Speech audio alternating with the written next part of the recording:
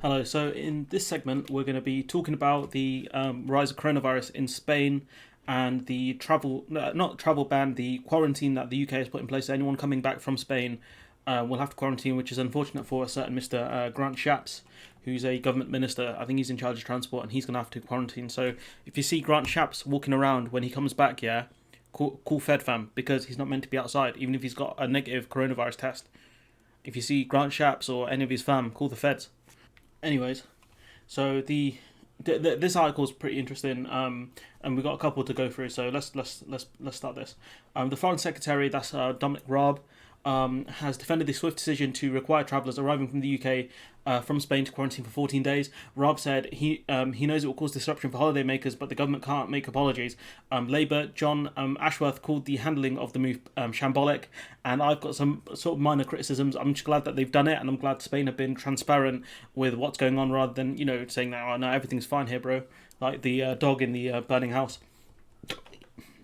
Excuse me. So Mr. Raab told Sky News Sophie Ridge the government took the decision as swiftly as we could. So this was done yesterday, the 26th. Today's 27th. Video is going out today, hopefully. So he's talking about, there's some sort of cut off and blah blah blah, but it would be far worse to either muddy the waters or to hold back and delay from taking measure. I think anyone who comes back from Spain today should have to quarantine or get a test, but quarantining is better just in case the virus takes a few days to kick in, to incubate. He said the UK could not risk seeing a second wave and lockdown if such measures were not taken. Look, we're risking a second wave anyways, and that would probably be a separate video. So, what should I do if I'm ready, Spain? Continue your holiday, follow the local rules, return home as planned, and regularly check the Foreign Office travel website. That's decent advice.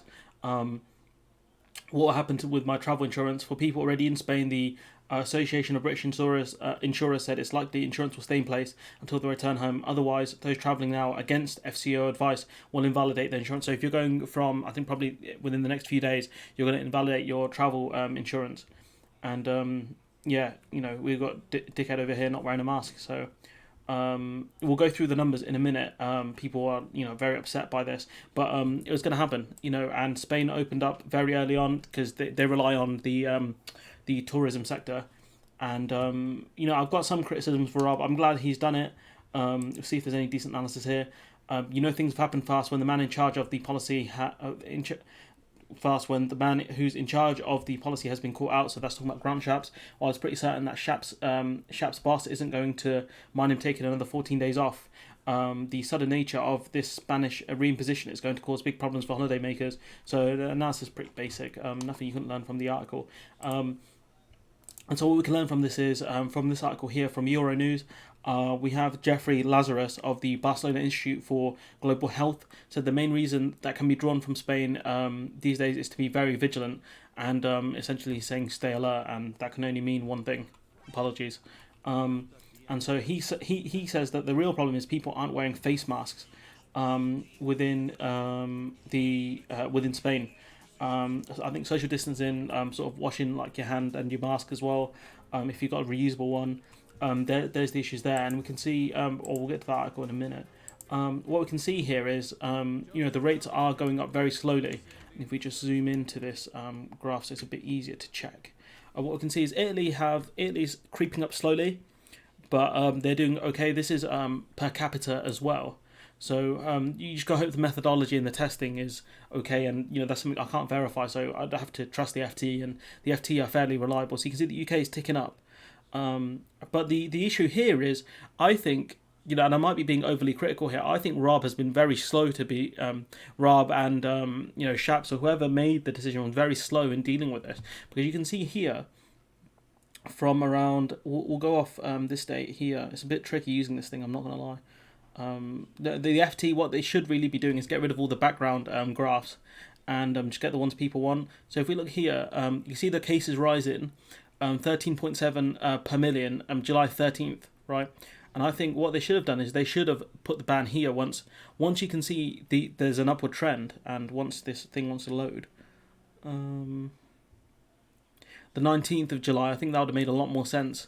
And you could say that's been overly critical, but with the virus that moves as quickly as it does, this decision was done essentially about a week late.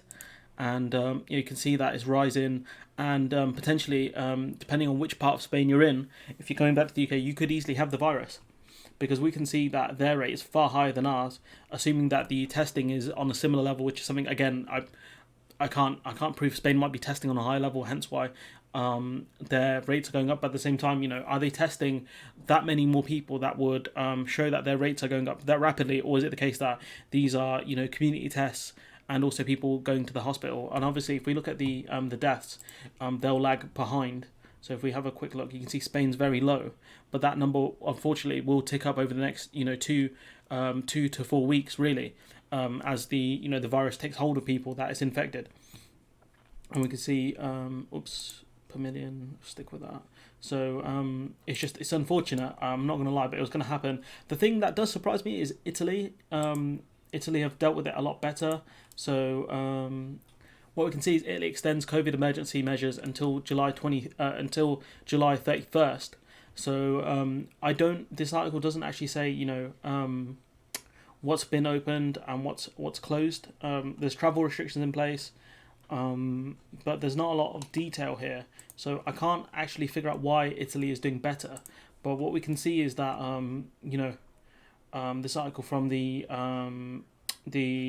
Telegraph claims that half of the new cases were found in patients who had recently arrived from Bangladesh, India, Iraq, and Pakistan, and those are countries that are probably not dealing with the coronavirus very well. If we look at India specifically, India are not doing very well.